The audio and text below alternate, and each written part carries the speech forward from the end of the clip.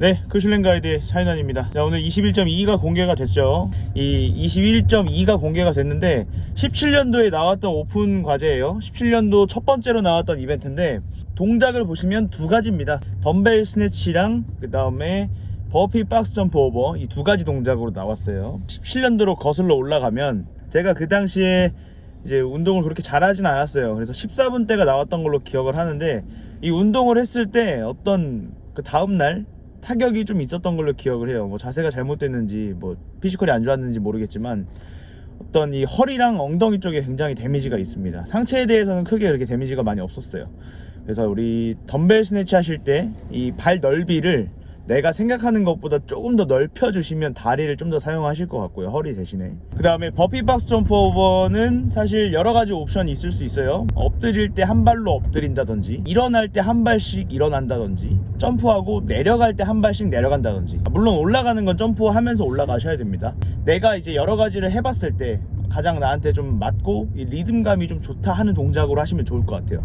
뭐 예를 들어서 내가 왼발이 움직이는 게 편하다 그러면 왼발부터 움직이시던지, 아니면 뭐 두 발로 해서 천천히 하는 게 좋다 하면 두 발로 다 하셔도 될 것 같습니다. 그래서 일단은 허리 쪽에 대한 이 데미지는 웜업을 잘 해주시는 걸 추천을 드려요. 왜냐면 덤벨 스네치랑 버피 자체가 허리 쪽에 좀 데미지가 많이 갑니다. 덤벨 스네치 자체는 이 허리를 계속 사용을 할 수밖에 없는 동작이기도 하고, 버피 같은 경우는 이 점프할 때, 버피하고 점프했을 때 우리가 박스에 착지를 딱 했을 때 이 다리가 닿지만 사실 허리 쪽에 데미지가 많이 가거든요. 허리가 이렇게 스쿼트 하는 것처럼 이렇게 쭉 펴져 있지 않기 때문에, 그래서 가장 중요한 거는 이 허리에 대한 워밍업이 중요하다고 생각합니다. 허리에 대한 워밍업은 이 데드버그나 아니면 뭐 할로우 포지션으로 홀드를 해서 코어 운동을 해준다든지 뭐 그런 방법들이 있겠습니다. 그래서 오늘은 일단 가장 중요한 거는 버피 할 때 발 움직이는 거, 그 다음에 점프를 두 발로 할지 한 발로 할지 내가 이제 선택을 해서 연습을 하는 거, 그 다음에 세 번째는 덤벨 동작을 하실 때 다리 넓이를 좀 더 넓혀보는 거, 그 다음에 덤벨 동작 하실 때 양손을 이렇게 바꿔가면서 할 수 있어요. 그래서 평소에 내가 훈련이 돼 있다면 이 바꿔가는 스킬을 사용하시면 더 좋을 것 같아요.